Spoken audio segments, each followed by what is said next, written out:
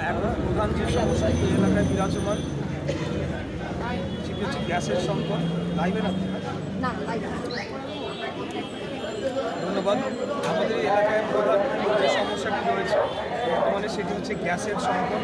আমরা যেখানেই যাচ্ছি, যেখানে যারা বিশেষ করে নারীরা, ওনারা আমাদের কাছে এসে বলছেন যে গ্যাসের সংকটটি অত্যন্ত প্রবল হয়ে পড়েছে এবং এটার কারণে গৃহস্থালীর কাজকর্ম করা বা দৈনন্দিন জীবনযাত্রা নির্বাহ করা অত্যন্ত কঠিন হয়ে পড়েছে। এই বিষয়ে আমরা অগ্রাধিকার ভিত্তিতে কাজ করতে চাই।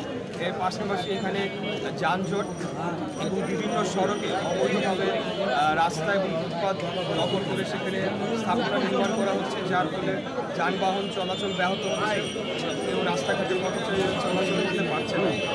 সেটির কারণে অনেক সমস্যা তৈরি হচ্ছে, অনেক কর্মঘণ্টা ব্যয় হচ্ছে এবং সেটা দূষণেও কন্ট্রিবিউট হচ্ছে। আমরা এই বিষয়গুলোকে অগ্রাধিকার দিই এবং আগামী বর্ষা মৌসুমের আগে আমরা ড্রেনেজ সিস্টেমগুলোকে সচল করতে চাই, যাতে কিছুটা হলেও আমাদের জলাবদ্ধতার সমস্যা কিছুটা লাঘব হয়। আর এখানে সার্বিকভাবে আইন শৃঙ্খলা পরিস্থিতির একটা অবনতি যেটা হয়েছে সেটা পুরোপুরি স্বাভাবিক এখনো হয় না। বিভিন্ন জায়গায় বিভিন্ন ক্রিমিনাল অ্যাক্টিভিটি যেমন চাঁদাবাজি, মাদক, সন্ত্রাস, চুরি, ডাকাতি, ছিনতাই এই ধরনের ঘটনা অনেক বেড়ে গিয়েছে।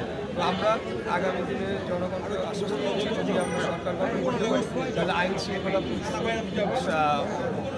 অগ্রাধিকার ভিত্তিতে সেটিকে উন্নত করার জন্য আমরা